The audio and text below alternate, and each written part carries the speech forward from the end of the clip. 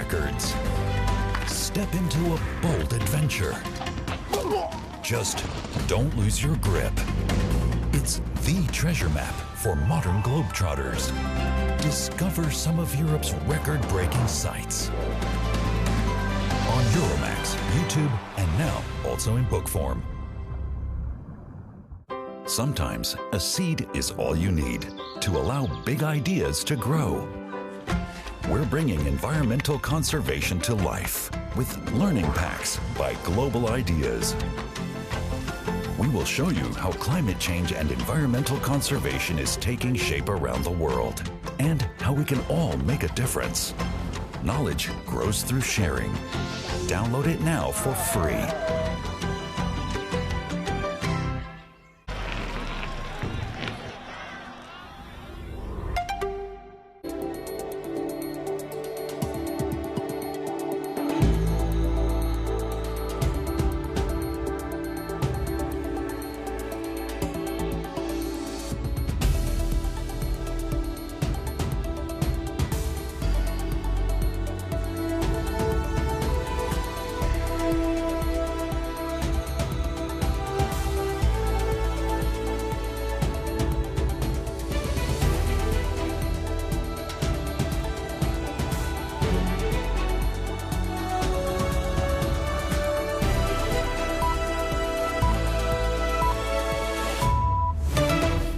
This is DW News coming to you live from Berlin.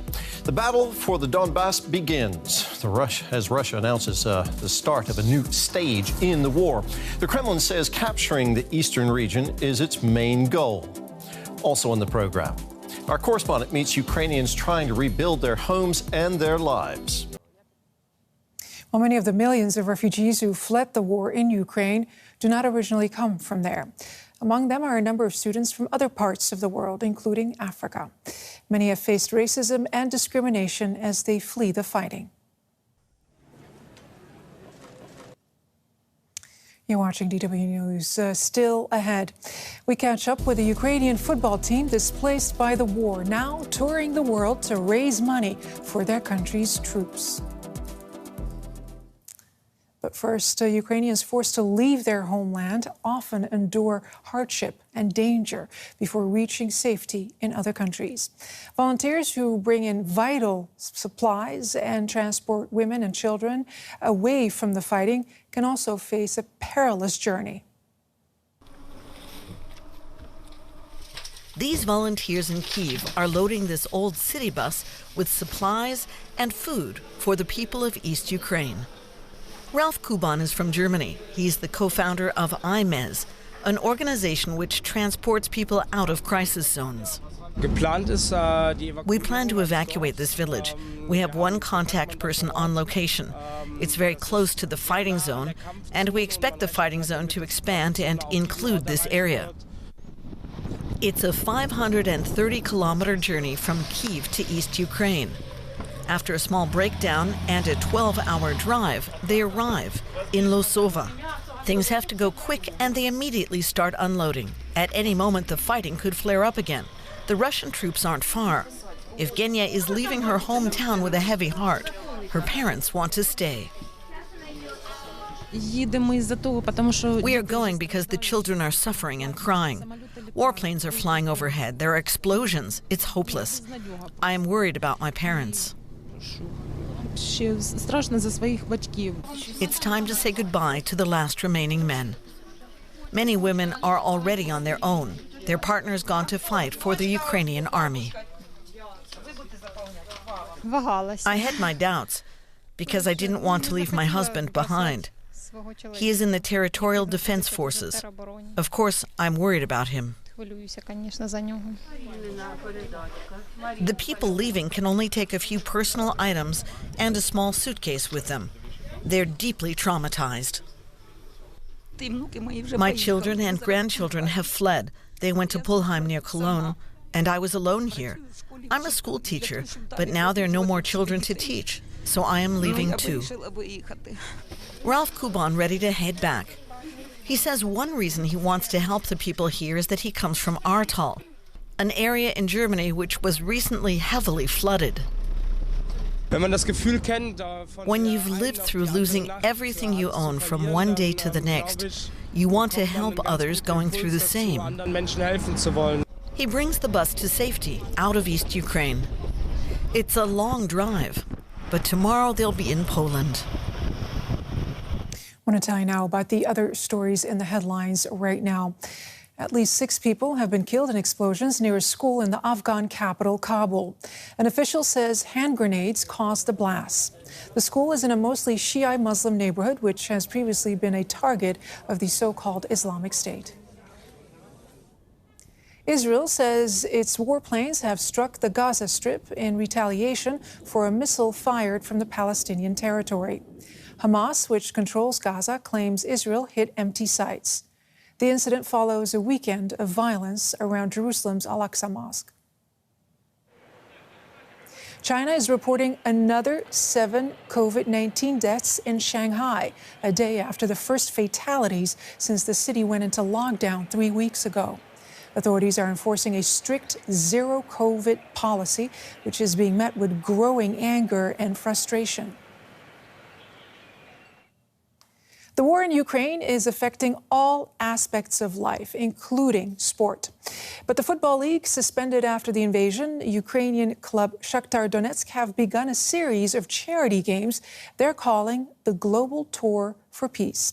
Their first matches took them to Greece and Poland, and today they're playing in Turkey. The games aim to raise money for Ukraine's military and help people displaced by the war. Hardly a moment goes by when Mykola Matvienko isn't thinking about the war back home in Ukraine. Even here on the training field in the Turkish city of Istanbul. In your heart, you want to stay there and help all of your people. But your brain seems to tell you that, in fact, you can't do anything.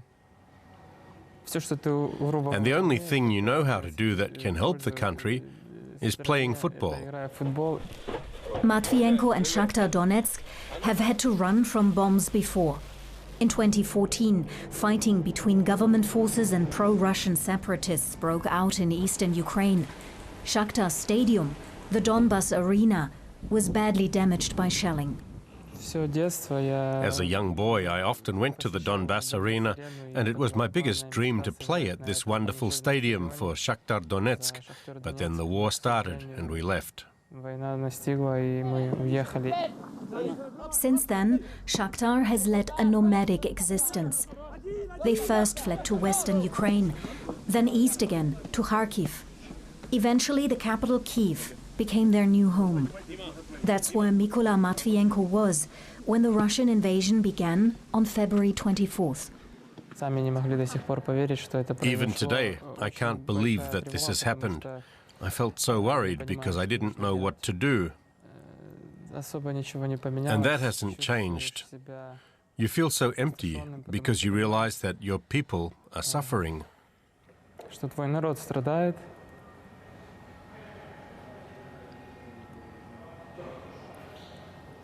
It's very hard. Now Shakhtar is on the move again. Although Ukrainian men of military age are currently required to stay in the country, Mykola and his teammates were given special government permission to leave in early April. Here in Istanbul, they are now preparing for a series of friendlies all over Europe to raise awareness and money for the war effort in Ukraine. The first friendly match was in Greece against Olympiakos. What unites us as a team is more than football. We share a common tragedy. In the game against Olympiakos, we wore T-shirts with the names of the cities that were attacked by the Russian army. The whole world should know the names of these cities. Even the people who don't know about it yet, or who don't want to believe what's really happening. This is a war, and not some kind of special operation. I've always dreamed of living in Ukraine, and I believe that it's still possible. I hope that peace will soon return to my country. Then football will return, and we'll be able to continue what we did before.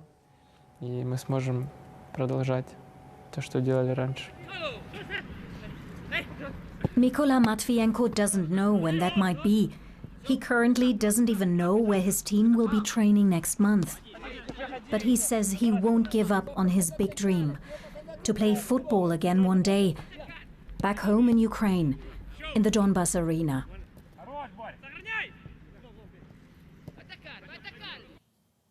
You're watching DW News. Here's a reminder of our main story. Both sides say a new phase in the war in Ukraine has begun. Eastern Ukraine has suffered heavy shelling as Russia declares its main objective is to take control of the Donbas region. You're watching DW News live from Berlin. Coming up next in DW News Asia. Protests grip Sri Lanka as an economic crisis there deepens. And how a bear in Myanmar has become a target of protests against the military. That and a whole lot more coming up in DW News Asia with Paresh Banerjee. I'm Layla Haraka in Berlin. On behalf of the entire team, thank you for making us part of your day. We'll be back at the top of the hour.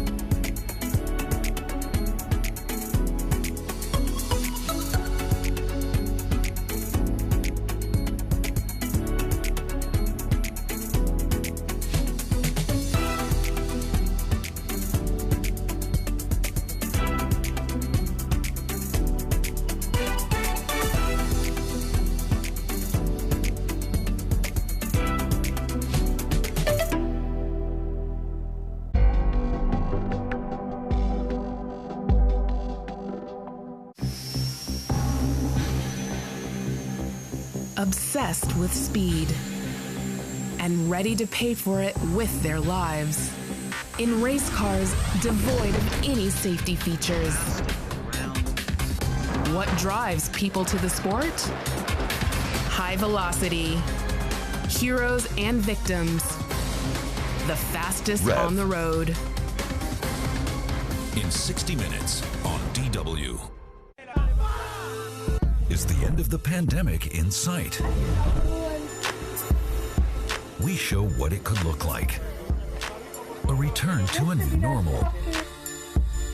And we visit those who are finding it difficult. Experiences, successes, and news. In our weekly COVID-19 special. New every Thursday on DW. We've got some hot tips for your bucket list. Romantic corner, check. Hotspot for foodies, check. And some great cultural memorials to boot. DW Travel, off we go. A joyride through fascinating worlds and to uncharted depths. Our guides know their way around. A strictly scientific trip to some pretty wacky places. Curiosity is required. Tomorrow Today on DW.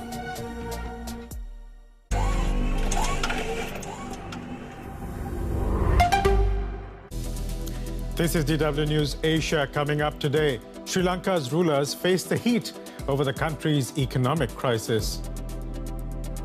Protesters are demanding the president step down, but he's sticking to his guns. How much of the crisis is his government's fault, and how is it affecting Sri Lankans? We report from the country. Plus, The beer that's flat out of favor in Myanmar because of its links to the military.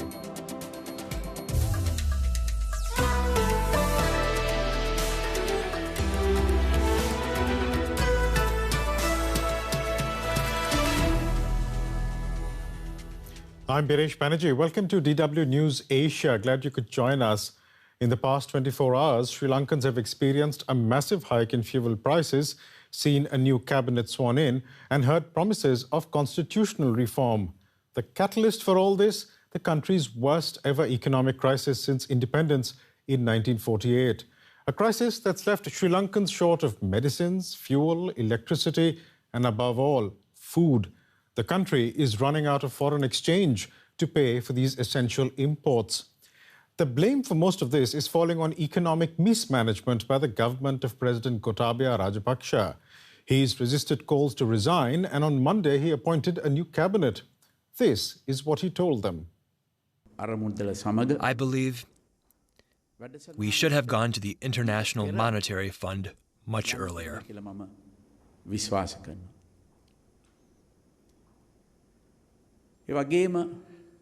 Not providing agrochemicals to farmers is also a mistake. We will now give fertilizer to our farmers once again. People are suffering because of the economic crisis, and I deeply regret it. Now, that reference to farming, just one of a series of missteps by the president's administration.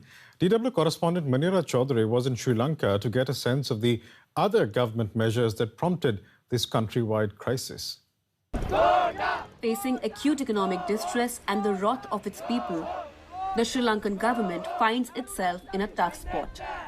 The country has built up excessive debt and has run out of the money needed to provide its people with essential commodities. But how did such a situation come about? Economist Ganeshan Vignaraja says the government's policies did not yield the growth they hoped for. Over the past few years, Sri Lanka has borrowed heavily for investing in infrastructure development, such as ports, roads, railways, and other types of projects. These projects have been relatively low return and has imposed a cost on the country. Vignaraja adds that the pandemic and Russia's war in Ukraine have worsened the blow, but the policy missteps by the current government are what really pushed Sri Lanka over the edge. He says their biggest mistake was the far-reaching tax cuts implemented in 2019, depriving the government budget of sizable revenue.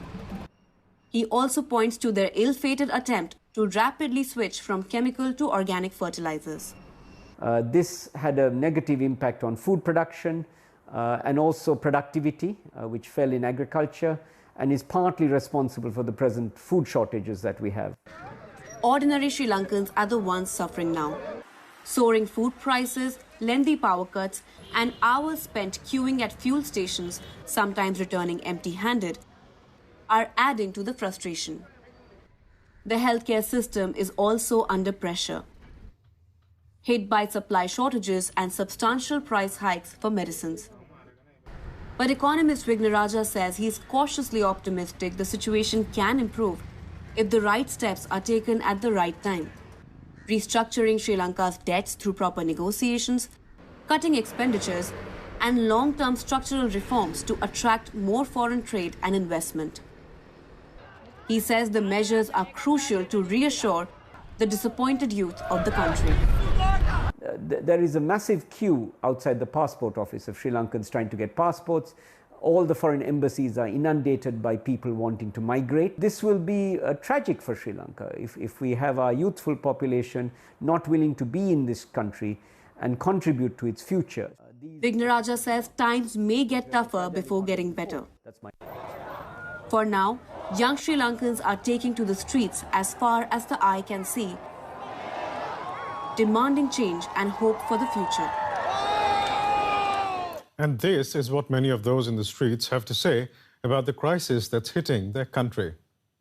We are at the protest supporting all Sri Lankans, supporting our nation, because it is something we should do. It is for our future, for our kids' future. It is for a better life.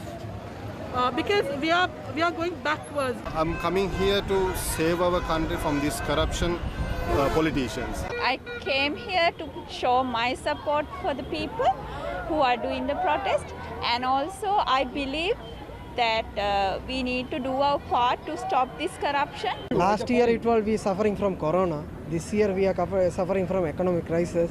The fuel is not there, and kerosene is not there, dollar is not there, gas is not there. We have lot of problems for Sri Lanka. It's not good. No rice and curry. And joining me now for more is Amantha Pereira. He's a researcher at Australia's CQ University in Melbourne. Amantha, a 64% hike in diesel prices, a shortage of food, essential items. I mean, what are people back home telling you? What is daily life like for Sri Lankans now?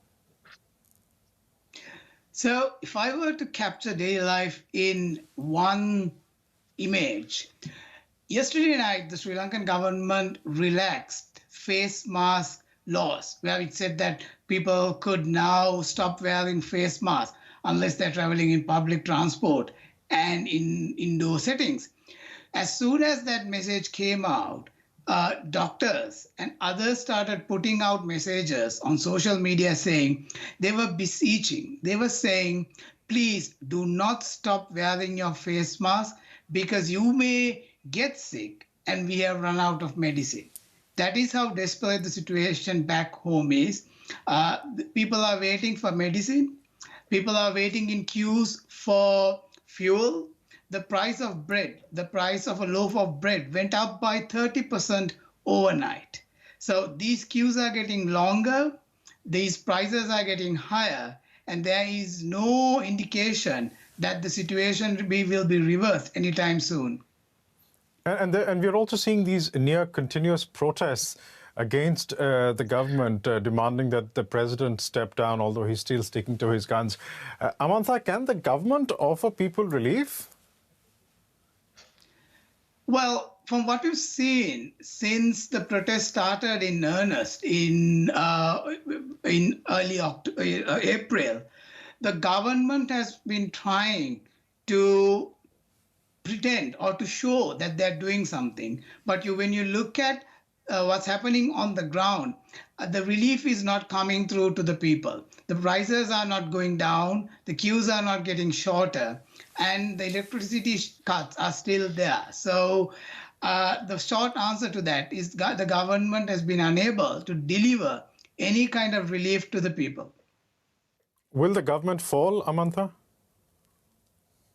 Well, the way the Sri Lankan constitution is very difficult to get rid of a sitting president. The president either has to resign or there's an impeachment process, which is quite complicated. So right now, the government can remain entrenched as long as the presidency is there. But it will be, and for all purposes, it is a hamstrung government. It has been enacting cabinet reshuffles from the 1st of April. There is no relief. So the government can stay on, but it's going to be this bit of political attrition that is going to happen on the streets. And people are just going to be coming onto the streets till there is some relief. Briefly, Amantha, if you can manage it, do you see this crisis changing Sri Lanka? Oh, it has already changed Sri Lanka. The way Sri Lankans thought of their government, the way Sri Lankans were making allowances for their governments in the past, it's all history now. From now on, what Sri Lankans have shown is that they will hold governments accountable. And if the governments don't deliver, they will make sure that they will force governments to deliver. The time of politicians being treated as semi-gods is gone, finished. Unfortunate circumstances there. Amantha Pereira, thank you so much for joining us today.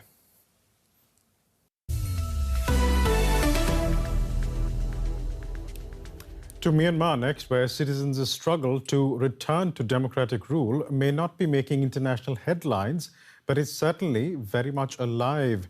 It's visible in people's attempts to boycott businesses owned by the military. The junta owns hundreds of enterprises involved in everything from telecoms to oil and gas, even beer. And it's here that Myanmar's people are taking a stand, one pint at a time. A cool draft beer in a 19th Street bar is a popular way to unwind in Yangon's bustling downtown. But what beer you choose these days is a political statement. Drinkers are turning their back on Myanmar beer, once the most popular brew in the country, because of its links to the armed forces. They are sipping big international brands instead. All the restaurants in 19th Street used to sell Myanmar beer, but now I don't see any. Tiger, Tuborg and other brands have replaced it.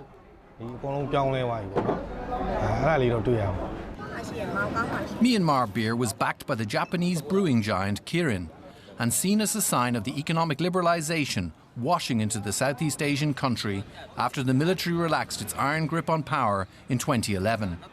It dominated the market, but brands without government links are on the rise. We know other beer brands are paying tax to the military, but we don't want all of our money going to them. We avoid it. If there's only Myanmar beer in the restaurant, then we don't drink beer.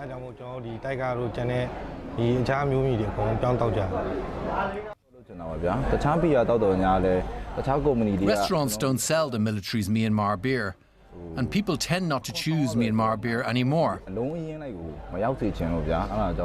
Instead, we have to choose other brands, like Tiger. There is widespread public anger at the military's crackdown on dissent, which a local monitoring group says has killed more than 1,700 people. This has led to attacks on bars still serving the beer, and delivery trucks carrying the beer have been stopped and their cargo destroyed. The boycott is spreading to include other items with military links, including coffee and beauty products. Myanmar's consumers hope to fight the junta by putting a squeeze on the economy. And that's it for today. Be sure to check out our other stories on dw.com/Asia or on Facebook and Twitter. We're back again at the same time tomorrow. We'll see you then. Goodbye.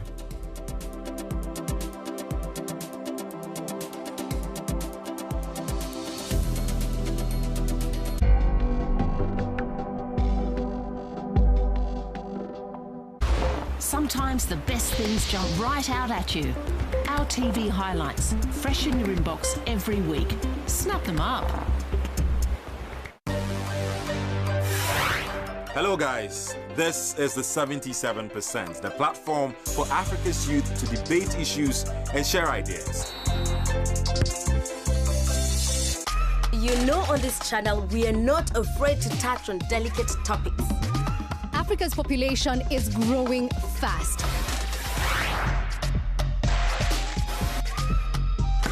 And young people clearly have the solutions. The future belongs to you. The 77%, every weekend on DW.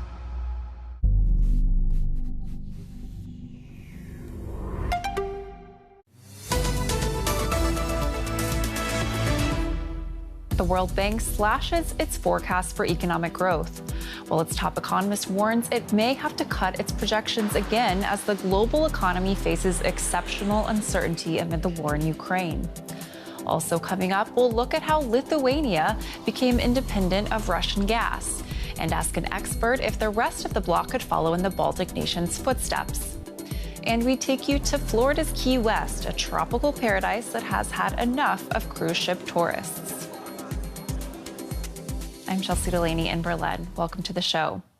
The brutal effects of Russia's invasion of Ukraine are devastating the global economy. The World Bank is slashing its global growth forecast for 2022 by nearly a full percentage point. World Bank chief economist Carmen Reinhart warned that the downgraded projection of 3.2% growth could end up being too optimistic amid, quote, exceptional uncertainty for the global economy. Global financial leaders are in Washington this week for joint meetings of the International Monetary Fund and World Bank. Food insecurity, skyrocketing inflation, and the rising risk of debt crises in poorer countries will top the agenda. Now, Russia's war in Ukraine is the main reason for the worsening economic outlook from the World Bank. It expects Ukraine's economy to contract a stunning 45% this year. Russia's own economy is expected to shrink 11%, according to World Bank forecasts. Russia's annual inflation is rising at its quickest pace in decades since the invasion of Ukraine. The onslaught of Western sanctions and the withdrawal of multinationals is hurting the economy. But that doesn't appear to worry Russian President Vladimir Putin. We can now confidently say that the policy of sanctions towards Russia has failed. The economic blitzkrieg strategy didn't work. Moreover, the initiators themselves couldn't get away with the sanctions. I'm talking about inflation and unemployment growth and economic dynamics worsening in the US and European countries. Putin acknowledges a sharp jump in consumer prices, saying his government would raise pensions and the salaries of state employees to ease the impact on Russians. Meanwhile, Russian Central Bank Governor Elvira Nabiullina has warned the economy could not survive indefinitely on its financial reserves and would have to change to deal with the impact of international sanctions, which have frozen almost half of the $640 billion that Russia had in its gold and forex reserves. Economists believe the worst impact is still to come and say Russia is likely to plunge into a deep recession. The World Bank expects the economy to contract by more than 11% this year. In Moscow, Mayor Sergei Sobyanin warned that around 200,000 people risk losing their jobs in the capital alone because foreign enterprises have suspended operations or decided to leave the Russian market. Even if the war ends soon, many multinational companies are unlikely to return in the short term, fearing more disruptions. Now to some of the other global business stories making news. The Bank of Russia says it will challenge in court U.S. and European sanctions which have frozen its foreign currency reserves. The measures have cut off the Kremlin's access to around half of its $600 billion worth of foreign exchange and gold holdings. China's central bank is stepping up financial support for areas of the economy most affected by a wave of lockdowns to curb the country's worst COVID-19 outbreak to date. The 23 measures introduced by the People's Bank of China encourage lenders to support local government infrastructure projects and the country's struggling property sector. The price of U.S. natural gas has surged to its highest level since September 2008. The rise was driven by a global energy crunch over Russia's war on Ukraine, as well as forecasts for an extended spell of cold weather. Now, Lithuania this month became the envy of the EU when it announced it had completely stopped importing gas from Russia. It was able to pull the plug on Russian energy thanks to its investment in a terminal to import liquefied natural gas, or LNG, with the fitting name Independence. Of Russian gas. I don't see any reason why it would not be feasible. For example, Lithuania natural gas distribution plant close to the capital, Vilnius. From here, LNG flows to Lithuania's neighbors. The operator is preparing for increased demand. This place actually is connected to the new gas pipeline that is being under very finishing touches, and we will start it on the 1st of May towards Poland, gas interconnection between Poland and Lithuania. Taking it through a Russian gas embargo. While other countries hope to follow Lithuania, the EU as a whole remains heavily dependent on Russian gas. Earlier, I spoke to Michael Stoppard, Chief Strategist for Global Gas at IHS Markit, about whether LNG is a realistic replacement for the rest of the bloc. Well, it does take time to not only build and put in place regas terminals, but indeed the entire infrastructure, the entire supply chain for LNG. I think with regard to those regas terminals, it will be a struggle to get them up and running by the beginning of winter, but probably should be up and running before the end of winter. So give us a sense of the situation right now for energy security in Europe. Do we have enough natural gas to get us through the coming months, the coming year? Well, the first thing to say is that the Russian gas, which of course is such an important percentage share of the European mix, is continuing to flow. It's flowing through the Nord Stream pipeline and flowing across Ukrainian territory into Europe. So the gas is coming from Europe and from other sources, from Algeria, from Norway, and from LNG. The second point that's very important to remember is the winter is now behind us. We're well into spring, and gas demand across Europe is declining very sharply. So the key issue now becomes preparing the storage build that's required over the next 6 months to prepare for winter, and indeed getting those regas terminals in place to prepare ourselves for winter. So we have a 6-month preparation period that's very important to make maximum use of. I mean, given how expensive LNG is, how realistic is it that that will play a major role in the EU energy supply going forward? I think LNG will play a critical role. I mean, the entire energy complex is extremely stretched, so prices are very high.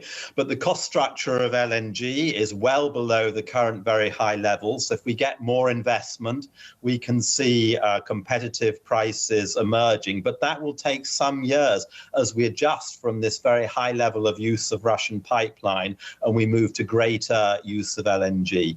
We do need to recall that the LNG market is truly global, and there are major economies, most notably Japan and South Korea, that are dependent 100% for their natural gas from LNG. So Europe is competing for that supply from other sources, and it will take 4 or 5 years to get a supply response before new projects are up to meet the required demand. But LNG will be one of the critical elements for diversifying the European gas supply slate.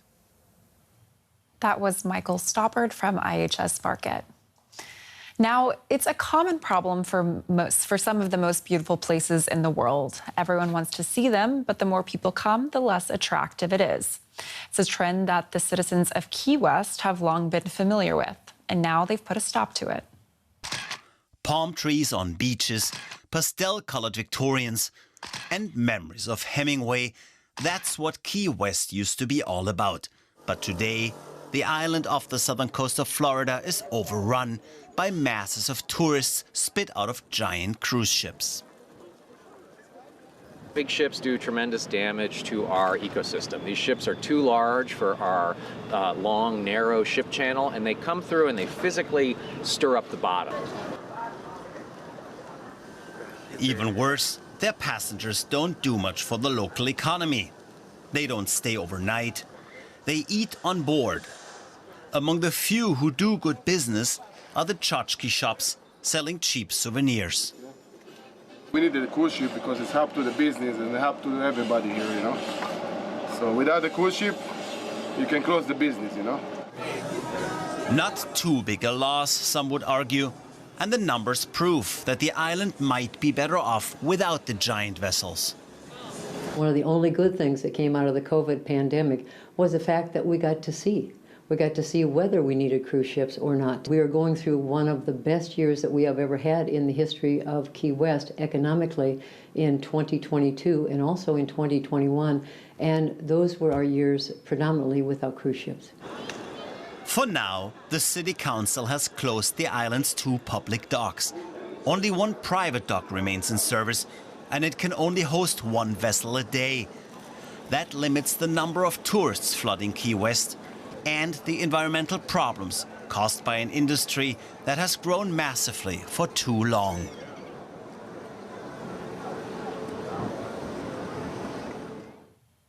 And a reminder of the top business story we're following for you this hour. The World Bank is slashing its global growth forecast for 2022 by nearly a full percentage point amid Russia's brutal war in Ukraine. The development lender's chief economist Carmen Reinhardt warned that the downgraded projection of 3.2% growth could end up being too optimistic amid, quote, exceptional uncertainty for the global economy. And that's our show. For more, check us out at dw.com/business and the YouTube channel. Thanks so much for watching. See you next time.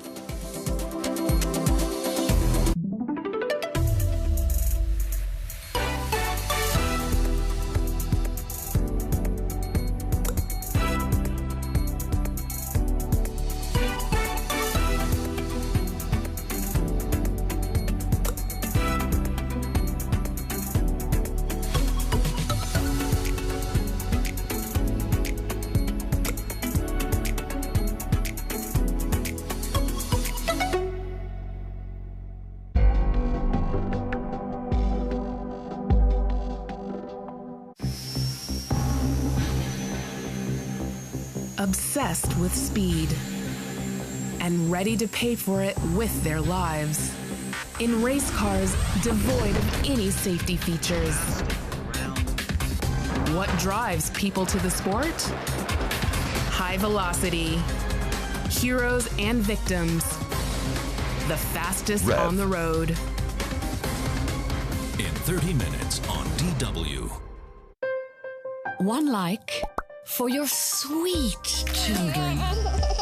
One like for your super amazing holiday. One like for your impeccable beauty. One like for your perfect happiness. The dictatorship of happiness on social media. #happy. In 75 minutes.